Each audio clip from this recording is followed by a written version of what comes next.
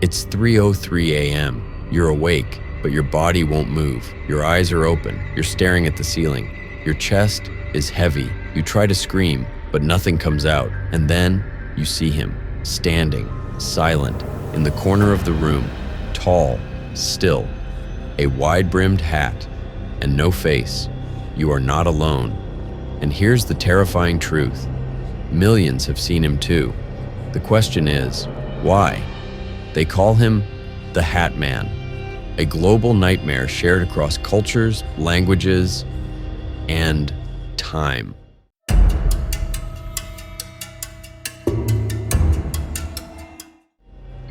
People describe the same figure, a tall, dark silhouette, a trench coat, a wide-brimmed hat, sometimes glowing red eyes. But always, he comes when you're frozen in sleep.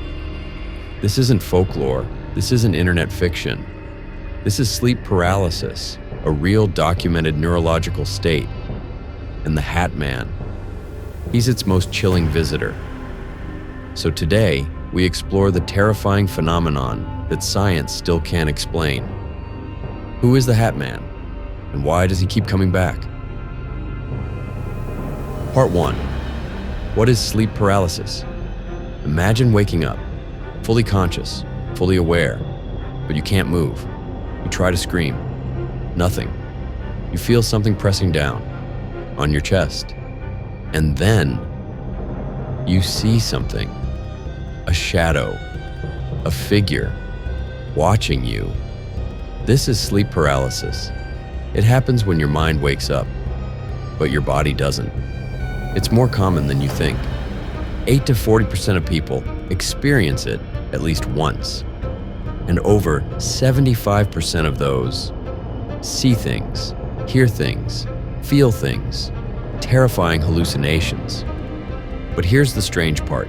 Across age, religion, culture, they see the same shadowy figure. That's not a coincidence. That's not random. That's the Hat Man. And he's not just a shape. He's something older, something primal, something that whispers across generations. What makes this more chilling is the silence that surrounds it. People who experience the Hat Man often never tell anyone. Out of fear, out of shame, out of the sense that something sacred or cursed has been witnessed. But he doesn't need words. His presence speaks enough. Part 2. Describing the Hat Man.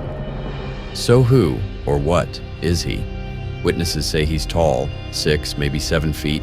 He wears a trench coat, a wide-brimmed hat. He's made of shadow, complete darkness. He doesn't speak. He doesn't move fast, but you feel him, as if the air around you turns to ice.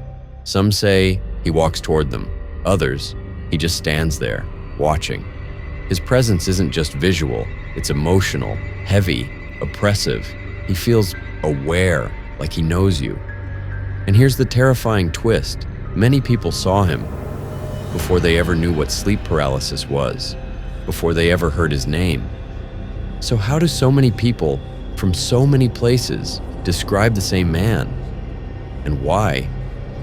Does he look back, like he recognizes you too?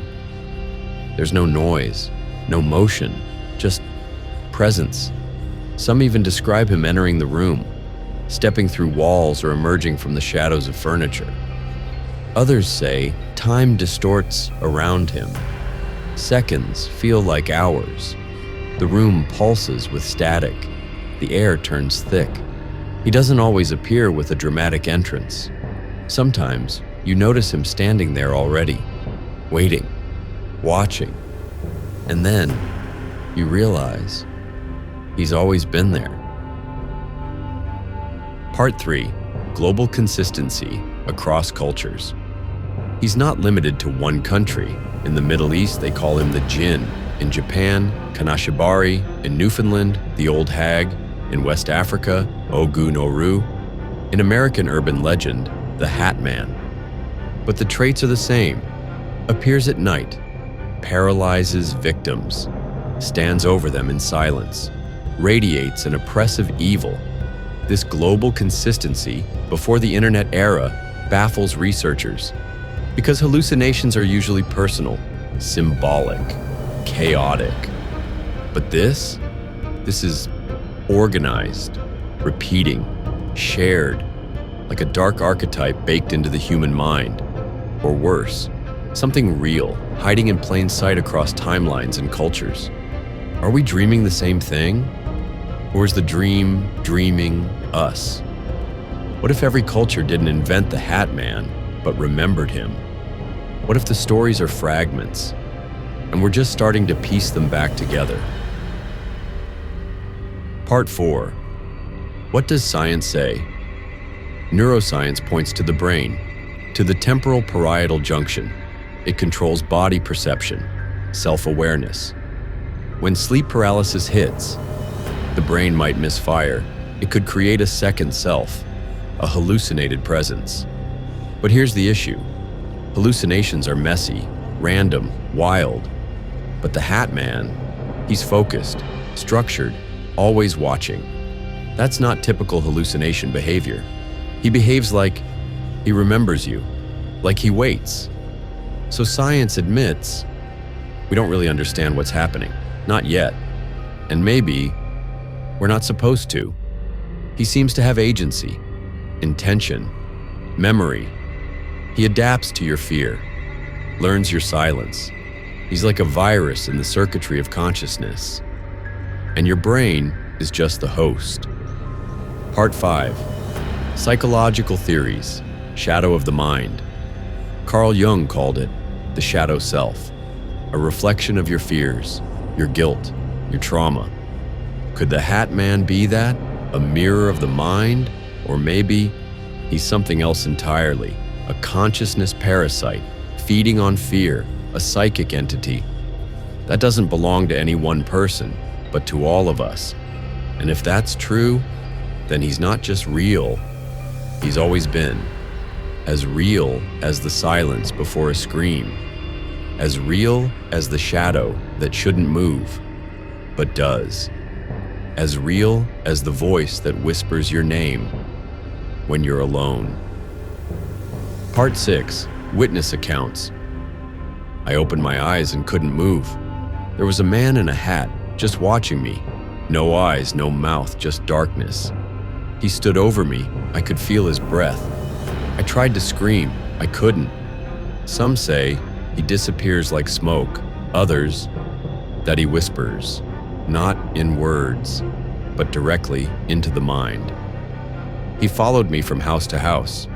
I saw him again in a dream, but it wasn't a dream.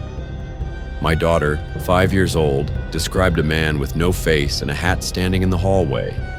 We never told her about it. These aren't stories. They're confessions. They're warnings. And they all say the same thing. The Hat Man doesn't forget. He waits. These are not just stories. They're echoes of something humanity may have forgotten, but never escaped. And maybe this isn't the end of the story. Maybe it's the beginning of an investigation into the darkest corners of the mind. The first chapter in a journey to uncover what sleeps with us, watches us, and waits in the dark.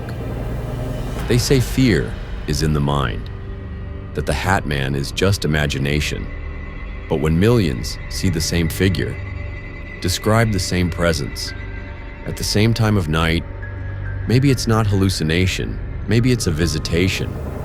So tonight, if you wake up and you can't move, if the room feels heavier than it should, if you see something at the edge of your vision, don't look away. Because if it's him, he already saw you first, and you won't be alone. He's always there, waiting. Subscribe, because next time we explore the global demon, why everyone sees the same entity during sleep paralysis.